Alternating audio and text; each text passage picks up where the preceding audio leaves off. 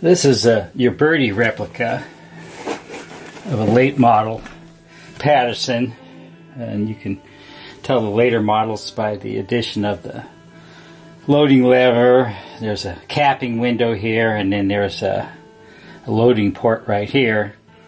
And previously to these additions, the gun had to be broken down to be reloaded, which they found was kind of inconvenient in a gunfight.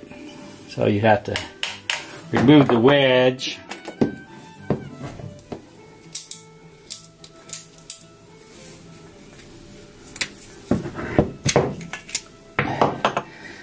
either replace a loaded cylinder if you had one, or you'd have to load the cylinder off the gun and then reassemble the gun.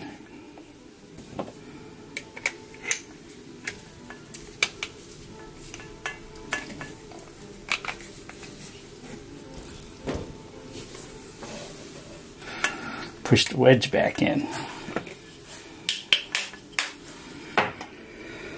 So with the addition of this loading lever, just put the gun on half cock, pour in your powder charge, put your ball on there, rotate it underneath the rammer, seat the ball, and then put a cap on the cones, and then you're ready to go.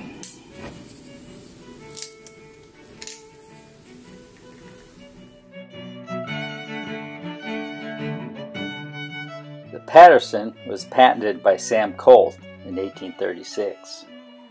Although there had been revolving firearms around in one form or another for hundreds of years, the Colt is considered the first practical revolver.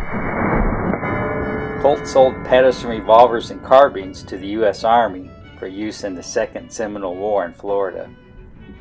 The Colt received mixed reviews from the Army, and the U.S. did not place any more orders.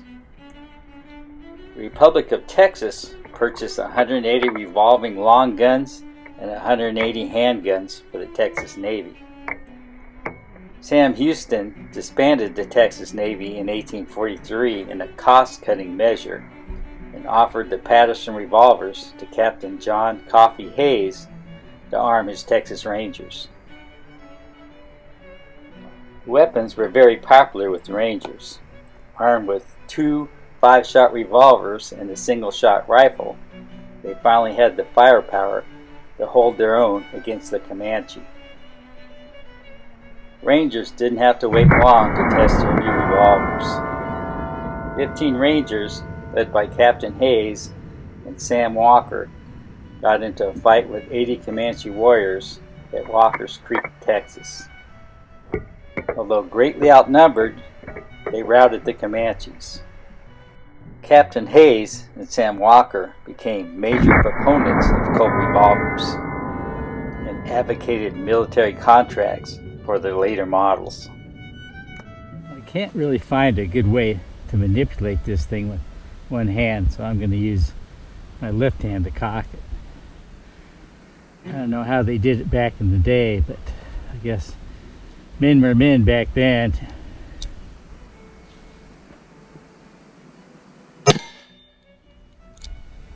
Captain Hayes went west during the California Gold Rush of '49. He became the first elected sheriff of San Francisco and Surveyor General of California. He was successful in real estate and banking ventures and built a fine estate in the Oakland Hills overlooking San Francisco Bay. In 1860, he was called upon again to quell an Indian uprising in Nevada. With a combined force of volunteer militia and the U.S. troops from Fort Alcatraz, Hayes fought the Paiute at the Second Battle of Pyramid Lake, which brought stability to the region. After a successful career with the Texas Rangers, Sam Walker had some misadventures in Mexico, barely escaping a firing squad. He returned to the United States and joined the U.S. Mounted Rifles. With increasing tensions between the U.S. and Mexico, Walker was sent back east to enlist recruits for the expected war. On in New York City, Walker met with Sam Colt, who was no longer in the firearms business, his patent arms company having failed in 1842. Walker discussed improvements to the Colt revolver from his experiences with it in combat. Walker offered Colt the contract for 1,000 improved revolvers, and Colt was back in the firearms business.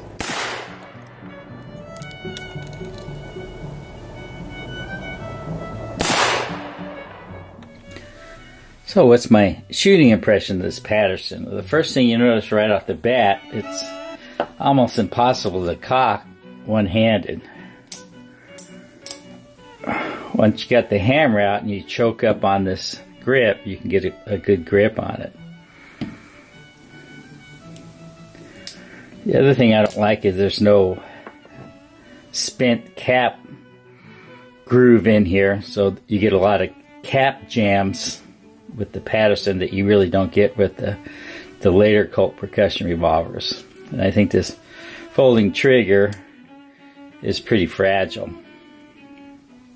This loading lever also is kind of wonky. It's got a lot of hinge points in it, and you don't get the power that you get with the later creeping loading rods that they have on the later Colt pistols, and it doesn't have a solid catch for the loading lever. It just has this little spring that holds it.